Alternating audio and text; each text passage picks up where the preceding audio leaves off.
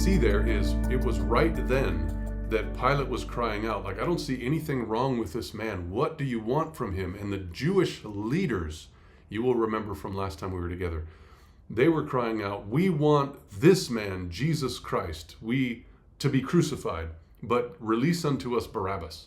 And so the real issue at hand was that the Jewish nation had committed themselves over to the civil authorities so that there was church and state united.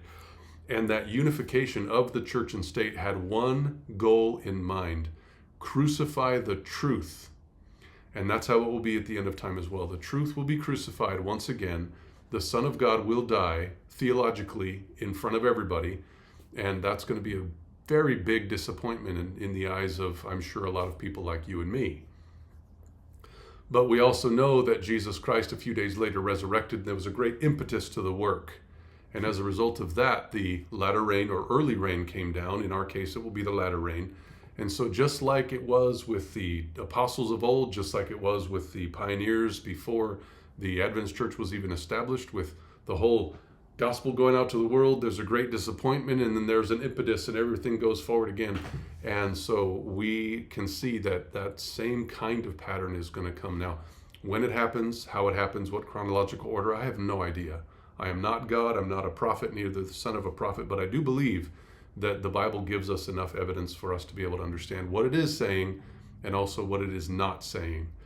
So we thank the Lord for his word, and as a result, we're going to get in now to John chapter 19. So Barabbas, we want Barabbas. Then, after the call for Barabbas, which was a robber, then Pilate therefore took Jesus and did what? Scourged him. Now, Pilate is a Roman, okay? Scourging somebody is to flog them, to literally scourge them, okay? Now, what does that mean? If you have not gone onto your internet at your place and looked up the cat of nine tails, or you can look up Roman scourge, it's the same thing. You'll find that there's leather whips, sometimes there's pieces of stone or glass or steel or whatever at the end, iron at the end of these almost like tentacles, and that's what they would whip these people with. Jesus was scourged with a cat of nine tails, okay, a Roman scourge. That tears into your flesh every single time. It's like it clips in, and then once you need to pull it back to whip again, you're actually tearing out flesh. So every single time he was beaten, there was holes left in his physical being, okay? And so Jesus was, when it says he scourged him, this is not just like a pat on the hand, bad boy. That's not what we're talking about. Jesus was brutally treated here. And this is from a civil leader who said, I don't find any fault in him. So do you see anything wrong with this picture? You see any problems there? I do. Because what I see is that the civil authorities in this world, though they don't find fault with God's people, just like, for example, well, let me finish that statement because I'm going to forget about it. They don't find fault, but they're still going to punish. Okay, now go back into history. Who do you have? You have Joseph in the presence of Potiphar, okay? He did nothing wrong, and Potiphar knew that, or else they would have been off with his head immediately. But he didn't trust his wife, so it was the woman, by the way, who was trying to seek fornication. So the woman was wanting to fornicate with who would then be one of the kings of the earth, okay, one under the Pharaoh. But Potiphar here was interacting with Joseph in a way that you could see, like at the end of time, the leadership won't really hate those that are faithful. Well, what about Ahab and Elijah? You know, it was the woman who wanted Elijah dead, but Ahab, he was like, come on. I mean, the guy was running in front of me and actually led me through that storm down to where I needed to go. And God has used this man. I mean, I saw the miracles he prayed and all the rain came. What's going on here? And so it wasn't the leadership that wanted Elijah dead. It was the woman. And which represents the church, of course, same thing in the story of Joseph. What do you have in Daniel chapter 3 with Nebuchadnezzar crying out to the three Hebrews like, okay, wait a minute, maybe you didn't understand. I said, if there's music, you need to fall down and worship, right? Why would the king give anybody a second chance? Those three men literally stuck their how would you say, their fist in his face when they did not kneel down the first time. They were basically saying like, listen, I know what you have said, but we, all three of us, are not going to listen. There's no king on the face of the earth that would say, okay, guys, you know what? You're slaves. I don't care for you at all, but I might as well give you a second option to give me an explanation. No way. That man, Nebuchadnezzar, really trusted and liked those men. That's why he gave them another opportunity. And of course, God delivered them. What happened in Daniel chapter 6? Well, you know, Cyrus, he left, like Darius rather, he literally lost sleep. He didn't want any food. He didn't want any music. He was up early and ran to that den of lions where he cried out, Daniel, son of the living God, or, you know, the one who serves the God continually. Is your God whom you serve continually able to deliver you from the den of the lions or the mouth of the lions? We can see the same thing with Herod and John the Baptist. Herod did not want John the Baptist to die. Absolutely not. What happened was the woman, in fact, it wasn't even the woman, it was the daughter of the woman who wanted that young man to die. But it wasn't really her, because she's the one that asked the mother, what should I do? And the mother said, I want the head of John the Baptist. So the mother, through the daughter, was able to get the head of the faithful. And that's the same thing you find at the end of time. It goes over and over and over and over again in biblical history. This is what it's going to be. So now here, in the story of Jesus Christ, what do you have? You have the woman, which is the church. And she has combined together with the state. Now the state is Pilate in this case. He doesn't even want Jesus to die. He's saying, I don't find any fault with him. But because he was pressured, just like Herod was, 3.5 years earlier, Herod was pressured because, it was actually 3 years earlier, he was pressured because he was drunk with the wine of Rome, which today we could call the wine of Babylon, and he looked around, was hoping for somebody to give him some kind of, no, I don't think we should do that with John. He didn't find anything because everybody was drunk with the wine of Rome. So as a result, he beheaded John the Baptist. Well, same thing here with Pilate. He's too influenced by those around him. Now remember what Pilate's going through. There is the wife that has said, or is going to say, I don't remember if it's happened or not in this case, have nothing to do with that just man. There is the church, which is the Jewish nation, and they're saying, hey, listen, if you don't give us what we want, there is going to be rebellion in your area, and you're going to have a whole lot of trouble. Because he knew that there was insurrection on the rise, right? Well, then he had, who was it? Annas and Caiaphas that had already sent this man Jesus to him. And so if he goes contrary to their word, of course that represents the insurrections that are potential through the Jewish nation, which, by the way, as we talked about before, they're no chickens. These men are powerful. They've been used for centuries to wipe out nations. I mean, these guys are really tough. And so the Romans, yeah, you can come here and you can fellowship at Jerusalem, but we got soldiers and guards and armies all around, because if you start messing up, we're going to try to cut you down as fast as we can, because we know that you're going to mess stuff up. And so that's what they're dealing with.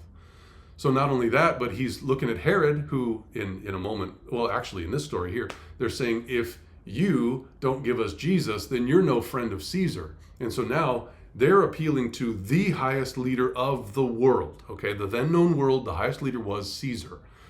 And if you didn't bow to Caesar, you've got troubles in your business, you've got troubles in your reputation, you've got troubles with your future. So your wife, the church, the Roman guards around you, Caesar, Herod, Annas, Caiaphas, everybody's around you, and your wife even is telling you, like, everything's conflicting, okay? That's Pilate. Pilate right now, that's what he's dealing with. And so you're wondering, like, Pilate, why did you just scourge him? Well, because I got to get something off my back. I mean, there's too much on my shoulders right now. Your word. Somebody's got to pay. And you didn't find any fault in this man. You would not have scourged him. So he's waffling, okay? He's buckling under the pressure. And so Jesus was scourged by Pilate. And then Pilate therefore took Jesus and scourged him. And the soldiers plaited a crown of thorns. Okay, so soldiers did this, right? And the soldiers aren't sitting back like kneading together knitting together something, or like making a nice bow of flowers at a bouquet or something. Oh no, these are tough guys.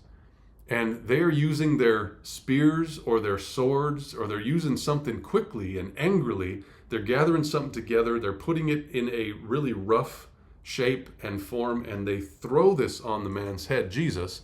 They plaited a crown of thorns, put it on his head, and they put upon him a purple robe. Now, putting this upon his head, I don't think it says it here. It might. I don't remember because I've read so many things in the last few days. But there are times in the Bible where it says they would take the staff that was out of Christ's hand and they would hit him on the head with that staff that already had the crown of thorns on it, okay? Now, my wife the other day, she was getting into a trailer. And in this trailer, somebody had covered up one of the vents on top, and they did it. I mean, the roof of that trailer, if you know anything about, like, you know, a cargo trailer, it's real thin. It's just tin, basically. And there are some beams there, but there were no beams that were used in this case. They just took like 2.5, maybe 3-inch screws and drilled down to secure a cover over top of one of the vents. Well, my wife didn't see it, and so she was trying to get up and grab something a little higher. And as she stood up, she pierced herself right there in the forehead with some of those nails. Okay, and it wasn't a big hole. I've seen it. It just left a little bit of a scar. But she said her entire head for several days was numb. Why was it numb? Well, because we think she hit a nerve. But not only that, but as she stood up, it pierced her and then actually went into her skull. She could hear it like grind for a second, okay? And then, of course, she stood back and was like, oh, wow, that really hurt. Well, think about what happened to Jesus. There's thorns all over his head, and these Romans, not weak children, my friends, these are tough guys. They are slamming on top of his head this staff that's in his hand, that was in his hand. Think about the pain that he's dealing with. He's already got the scourge that has been on his back, say 39 times. Okay, if you, according to Roman history, if you were whipped 40 times, it was potentially enough to take your life. You would be killed. Okay, it was brutal. But 39 times was not as brutal. It was just the highest amount of beatings that you could take without the Romans being brutal. And yes, dear brother Spitfire, it was Jesus never saying a single word. Well, so what happens is Jesus is brutally beaten. He's got this thing on his head, and he's slammed on his head with this staff. And what was more painful than all of these things was the fact that Jesus had sent his love to every single one of them. He had been gifted by his Father to this earth to send the truth, the care, the miracles, the restoration that heaven wanted to offer through him. And they were rejecting it. So that's actually what killed the Son of God, was his love and his pain for having been mistreated so, for wanting to do what was right. And so, yeah, all the pain that we could talk about that all day. In fact, we could even make a movie about it if we wanted to. And I've never seen the movie, but I know it exists. And so you could do that, but that's really not the focus. His inner soul was so pained that it actually physically broke his heart. I don't remember the actual medical term for that, but there is a medical term for those things. And the same thing with sweating blood. There's a medical term for that as well. I don't recall. But going back here, the soldiers plaited a crown of thorns, put it on his head, and they put on him a purple robe. Now, what's happening? We have learned already that he had a staff in his hand, and that's what they would take from his hand and beat him on the head. Okay, you can find that in other parts of the Bible, maybe like Luke or Mark. So he had a crown on, he had a purple robe on, and he had a staff in his hand. What do you think that looks like? Well, that looks like a king, okay? Having a crown, having purple, which is a biblical color for royalty. That's why you have purple coming into the sanctuary and purple on the walls and on the second gate as well. It's because it's royal, okay? God is king, and his son is also royal as the prince. So Jesus is mocked for being a king, but in all reality, he is a king. And so Satan was doing everything he could to turn the truth up on its head, to mock him as a beaten king, when in all reality he was still, without ever yielding to the temptations of the enemy, he was still a king in his own right. Now, in a mortal body, yes, But had he chosen, even for 1 second, to turn aside and to go get vengeance on these people, one word, one look, one anything could have wiped them out. And he would have been reinstated in the position that he was. I think all of us would have been lost. But, well, would he have gone? Yes. It would have been worse than that. It wouldn't have just been that, because he would have proved his father wrong. His father had promised that all these things would happen. And if Jesus didn't do it, he would have proved his father wrong. So the whole thing would have gone bad. My bad. Excuse me. So I take all that back. Anyways, what was happening is that Jesus was being brutally beaten. And we can see right here that he's treated as a king. But this is a mock king. A crown. He's got a staff. The crown is on his head. We don't see the staff here, but that's just referred to in other portions. And he has a robe on, purple being that of a color for royalty in the Bible. And they said in worship, in mock worship, "Hail, King of the Jews." And now they're mocking Pilate, because Pilate's the one who said that he was the king, right? Well, they smote him with their hands. Okay, so not only did they take a staff and hit him over the head, but now these Roman soldiers are punching him with their hands. Okay, this is brutal. This man is being, in fact, it even says in one of the Bible stories, and I don't remember, it might be Matthew, they took a sheet, put it over his head, and it's, these days they call it a blanket party. Okay, if you're in a gang and there's somebody that you don't want to be there anymore, the way he is, you want to mistreat him and do whatever, then you're going to come up behind him without him knowing, you're going to throw a blanket over him, you're going to beat him to a pulp, and you're going to leave. By the time he gets the blanket off, he won't know who's hit him, and nobody can tell either, because they're in a dark alley somewhere, right? So it's kind of the same thing that happened with Jesus. They're hitting him, they're mistreating him with all these different things, but in all reality, it's very much like what he was used to before he became a human, you see, because he used to have a royal crown. He used to have the royal robe. He had a staff in his hand, right? You can read about that in Hebrews chapter 1, verses 8 and 9. He had a staff. The scepter of your kingdom is a scepter of righteousness, right? The scepter is a staff there. And all these things, he received worship from the angels. Hail, the King of heaven. And so all these things here are just a mock of the reality. They smote him with their hands. Pilate, therefore, went forth again. So where did Pilate go to? Well, he must have gone out, because Pilate was with Jesus in the hall. And remember, the Pharisees didn't want to go into that hall, because they would have been defiled and wouldn't be able to eat the Passover as a result.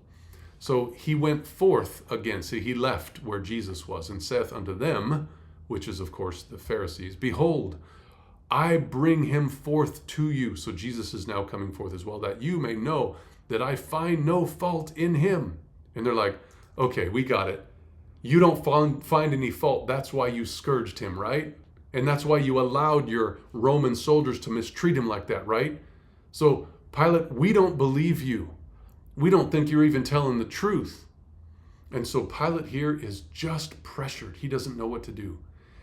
His wife, the leadership of the Jews themselves, the Roman soldiers, the Herod, and also Caesar, all of these people are in his mind, and he's wrestling with this idea that he doesn't even think that Jesus has been wrong. It's almost like that parent that's stuck. You have punished your child, and you did it with anger, but you know that child didn't do anything wrong. And you're just feeling the pain in your heart. You're like, "God, please forgive me for being so frustrated." Maybe you've done that before. I have. There was time when, especially when my son was young, I thought he had mistreated his cousin, and so I gave him a swat for it. And my son was so hurt, because he knew, you could see it in his face. He was just a young boy. You could see in his face, he was like, "I didn't do anything." And I was scolding him, and I was frustrated. But then I realized, like, he didn't do it. And I just felt awful. And you're thinking that's what Pilate is feeling like, right? So he's just feeling terrible for this experience. "Behold, I bring him forth to you, that you may know that I find no fault in him." And so they're like, "Why does he look like he does, Pilate? You've beaten him. He can hardly stand up." Then came Jesus forth, wearing the crown of thorns and the purple robe. And Pilate said unto them something that had been said before that I think is interesting. "Behold the man." Okay, what's being said here? If you go back into the book of Samuel, because if you right-click and search that phrase, behold the man, you'll see it a couple of times, right? But it's interesting because that phrase in Samuel was said of the first king of Israel. His name was Saul. When Saul came forth, the prophet said, behold the man. And here you're seeing of the last king of Israel, the same thing is being said, behold the man. Now, I just find that really interesting how God led Pilate to say that in this situation. And you can compare the scriptures here a little, there a little, and realize there's a big difference between what's going on there. And so, why did Jerusalem, or the Jews rather, want that first king? Well, it was to be like the other nations. And what's happening here again? Well, the Jews want to be like the other nations. They said, we have no king but Caesar. And that was like all the other nations, because they used to be one nation under God, right? But nope, not anymore. So when the chief priests, therefore, and the officers saw him, they cried out, saying, crucify him, crucify him. Pilate said unto them, you take him and crucify him, because I find no fault in him. And they're like, you are a total hypocrite, Pilate. If you didn't believe that he was at fault, you would not have beaten him. We don't believe you. Crucify him. The Jews answered him, we have a law, and by our law he ought to die, because this is what he did contrary to our law. He made himself the Son of God. And when Pilate therefore heard that saying, he was even more afraid. Okay, so he's already heard from his wife, I've been given a vision. Don't mess with this man. He already has seen and heard about this guy named Lazarus, who was dead, verifiably dead. He was there for 3 full days. This is the 4th day. He stinks by now. Why are you going to resurrect him? Well, because he's a type of Jesus Christ. He's going to come up after the 3rd day and he's going to live again. But so he knows about this. He's heard about the miracles. He understands what's going on. He can see in his face there is no guilt. And he sees the courage of a king standing before him. So Pilate is just like freaking out in his mind. What am I doing? What's going on? So he was more afraid as a result of hearing that Jesus had called himself the Son of God, and he went again into the judgment hall, so away from the Jews, and he said unto Jesus. So he must have taken Jesus with him, because it says Jesus came out earlier, right? I can't see it here, but I don't remember where it was. You'll find it just a couple of verses before. So he said unto Jesus, where are you from? Where are you from? But Jesus gave him no answer. Then Pilate said unto him in his rage, you don't speak unto me? Don't you know that I have power to crucify you, and I have power to release you? Like you're talking to the man right now. Don't you know I am the Pilate king? And Jesus is like, you know what? I've been quiet, but I don't need to be quiet anymore. He needs to understand. So watch what he says. Jesus answered, you could not have power at all against me, except it were given to you from the real king, my Father. Therefore, he that delivered me unto you, which would have been Caiaphas in this case, Annas was able to give Christ over to Caiaphas. Caiaphas yielded the man over to Pilate. And so therefore Jesus was saying of Caiaphas, he that delivered me unto you has the greater sin. Now what does that mean, the greater sin? Well, in the book of Luke chapter 12 at the end, you're going to find the illustration where it says, if there is a ruler that has a servant that knows his master's will, and that servant does not do what his master has asked, that servant will be beaten with many stripes. But if that master has a servant that does not know his will and does not do his will, that servant will be beaten with fewer stripes. Now, why? What's going on? Well, in this case, Pilate, he didn't know all of what Caiaphas knew. And so Caiaphas in this case knowing the prophecies, knowing the miracles, having the opportunity to interact with those that have been healed and those that know Jesus Christ and those that have been able to hear his teachings and etc., the one that's been studying the Bible about the prophesied Messiah, he's the one that should have known. Pilate, he's not the servant of God, but he doesn't know. He's just convicted. He doesn't fully understand. And so as a result, because Caiaphas knew more, Caiaphas has the greater sin. Caiaphas will be beaten with more stripes than Pilate in this case. Now, of course, this is only one scenario, and their lives were greater and longer and were built up with other situations that God will judge in different ways, I'm sure. But the point is that Caiaphas is the one that delivered Christ over to Pilate. He has the greater sin. And from this point forward, Pilate sought to release him. So he was like literally trying. He heard that he's the Son of God. He remembered the miracles. He knew and understood all the things that were going on. And let's see, that's right. Caiaphas was the plotter. He was the one that was trying to kill. In fact, you can read that in John chapter 11, where it says, shouldn't it be better that one man dies for the nation instead of the whole nation being given over to the Romans? So from then forwards, Pilate sought to release him, but the Jews, they cried out saying, if you let this man go, an ultimatum, okay? If you do this, you are not Caesar's friend.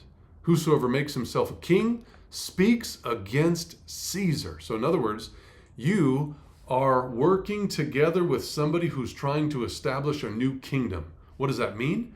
You are a traitor. Okay, you're committing treason. I don't think Romans dealt very well with traitors. Okay, I'm just saying, you can go and look for yourself, but I'm guessing they were pretty brutal. I haven't looked that up. I'm just concluding that a king wouldn't want somebody else to try to take his kingdom. And if you were caught, I think you would be probably made an example to not only everybody in the area, but it would be noised abroad, and history would recall the fact that this man tried to do that, and that's what happened to him. So Pilate now is stuck. Okay, so if I speak for this man, I'm speaking against Caesar in the minds of all these people. Now, if one person said it, it'd be like, I just got to talk to Caesar and let him know that's not true. But there's like thousands of witnesses here, and Pilate's not getting out of this one. And so what's going to happen? You are not Caesar's friend. Whosoever makes himself a king speaks against Caesar. When Pilate therefore heard that saying, he brought Jesus forth and sat down in the judgment seat in a place that is called the pavement. So now sitting down is sitting down on the throne, if you will, in the seat of judgment. It's being made clear by his actions that he's about to pronounce a statement. So in that place that is called the pavement, you can just look it up. It's actually a Roman tribunal. So it's a place literally that everybody knew was a place where this is where the judgments are made. In the Hebrew, it's called Gabbatha. So remember Abba, it means father. So from Chaldean origin, and it's a knoll, right?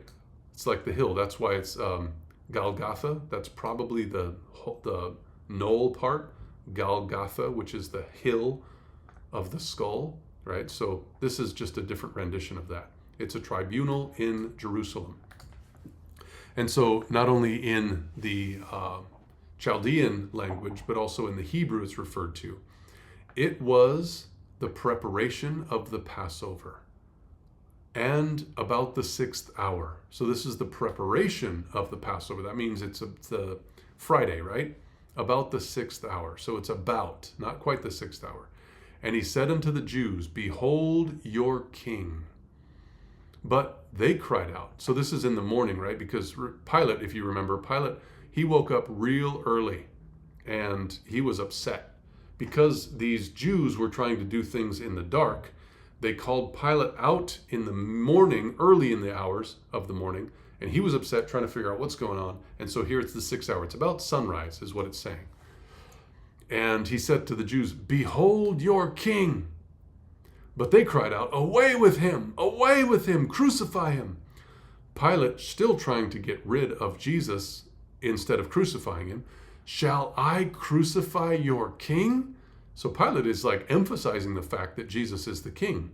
The chief priests, which were the leaders now, they answered, we have no king but Caesar. Okay, wait a minute. What just happened? So the prophecies that they understood in their mind was that, according to Isaiah especially, Jesus was going to come and dominate. When the Son of God showed up, he was going to dominate over the Romans, and he was going to sit on the Jewish throne, and the Romans were going to bow at their feet, okay?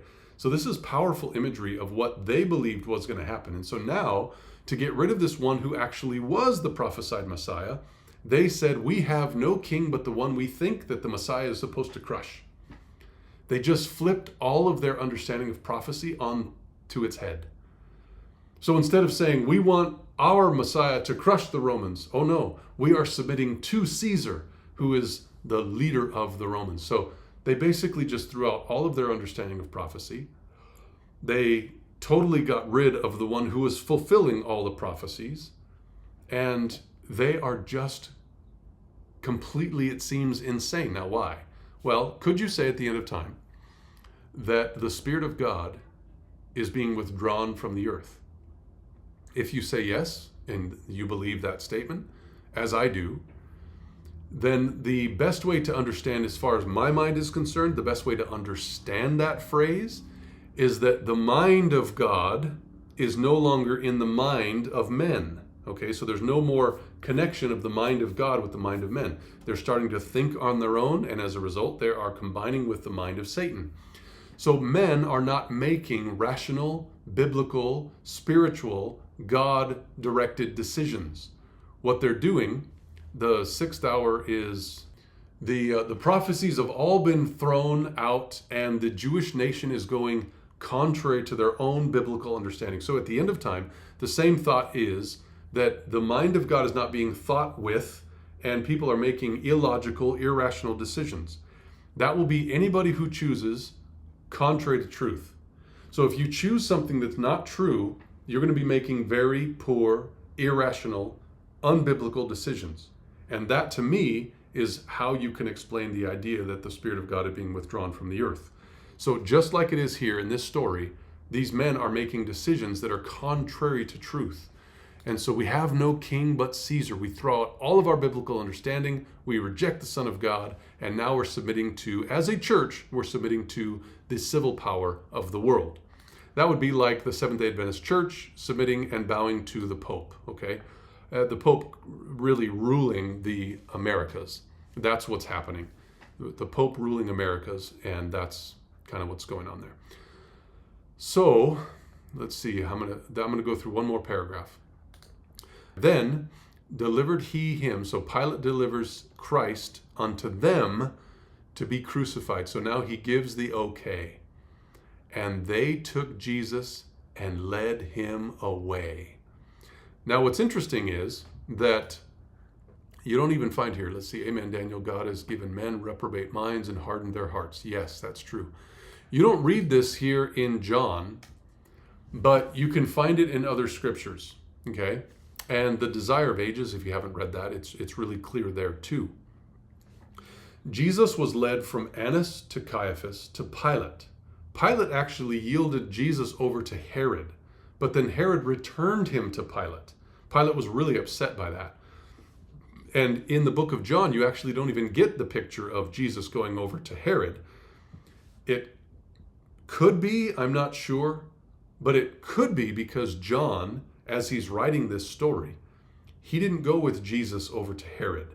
He may have stayed because if you remember, in the book Desire of Ages, Mary, the mother of Jesus, had actually been so upset with what was going on, she left. John, the beloved disciple, he went and got Mary, brought her back, and that's where Jesus was able to speak with Mary at the cross in the book of John, and Mary was with John. Did I say that right? And Jesus was able to speak with Mary, who was with John at the cross. And so I wonder if during this time where Jesus was taken to Herod, that John went to Mary. Because when Jesus was back with Pilate, that's when John shows up again. He starts recording that story. I think that's what happens. I'm not sure because I certainly don't have all the answers, but I'm going to get to heaven and I'm going to try to ask John about that because it sure seems like that's what happened, but he might be able to correct me and say, no. It's just Herod. I didn't really want to bring him in because, and he'll give me another reason. I don't know. So anyways, it's just very interesting to me to try to figure all these things out. We have no king but Caesar. Then delivered he him, therefore, unto them to be crucified. That was after he went to Herod. And they took Jesus and led him away. And he, bearing his cross, remember Jesus said, he that wants to follow me, let him take up his cross and follow me. What does he do with his cross? Well, he goes to a place called Golgotha and he dies. Okay. So he, bearing his cross, went forth into a place called the place of a skull. So the hill of a skull, which is called in the Hebrew Golgotha, where they crucified him. Now, you don't need to understand what crucifixion means, but it's to impale on the cross. They impaled him like, there's a lot of people that will say that it was a pole instead of like, one of these poles that he was put up like the Romans do. And well, yes, that is possible, but I don't think it's true. But it seems to me the better in this time era was the actual cross. But nobody should have one of those around their neck or anything to try to show that they honor the crucified Jesus Christ. They should have something that would be like the tomb that's open. That would be, I think, a better something that you're going to hang around your neck if you're going to put something on there. Instead of glorifying the Roman means of trying to crucify somebody, you should glorify the fact that God raised his son from the dead, right? So I don't know about this cross thing. I wish it wouldn't happen the way it does, but it does. And just, why is it on the steeples? That's a dead church. Why is it a dead church? There's a cross right on it. I mean, that's where you kill people.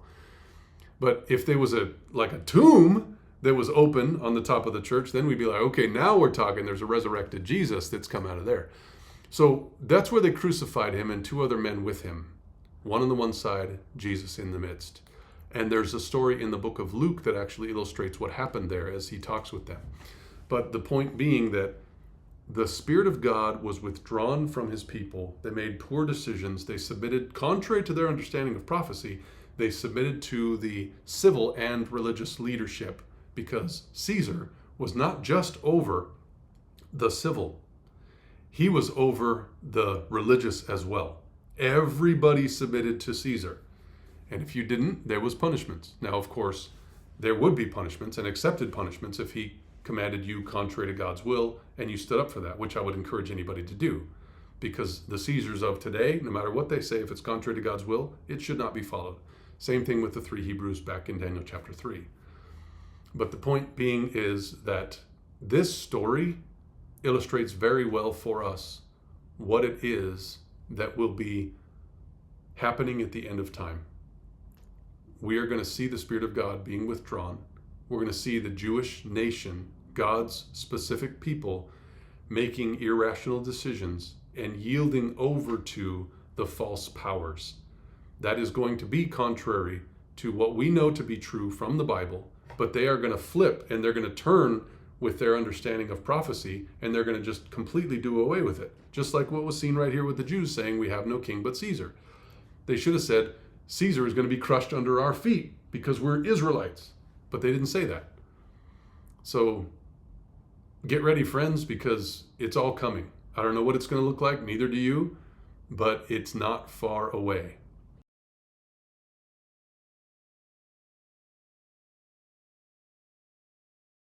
Pray to commit that we would not be on the side of the Jews in this story. We would not be on the side of the Romans in this story. We would be in the picture of Jesus, though it looks like he's the one that's not getting the good end of the stick here. We want to be like him no matter what, okay? Let's pray and ask for God's blessings. Heaven, I want to thank you that you've given us the opportunity to learn a little bit more about the book of John and how we can know what it is that's being said and also how it can symbolize what will it be at the time of the end for us. I do pray that you'd help us to be wise and understanding. I ask that you would give us the ability to walk with hearts that are pure and true and dedicated to you instead of dedicated to the things in this world like the Jews of old. They wanted leadership, they wanted power, they wanted the ability to make the laws. They weren't able to, and so they yielded and they submitted to Caesar. And I pray that you'd please just keep us from those things. Help us to understand what was going on and to see what's happening today and to yield contrary, to be more like your Son than anybody else in your stories. We thank you for this and ask for your blessings in Jesus' name.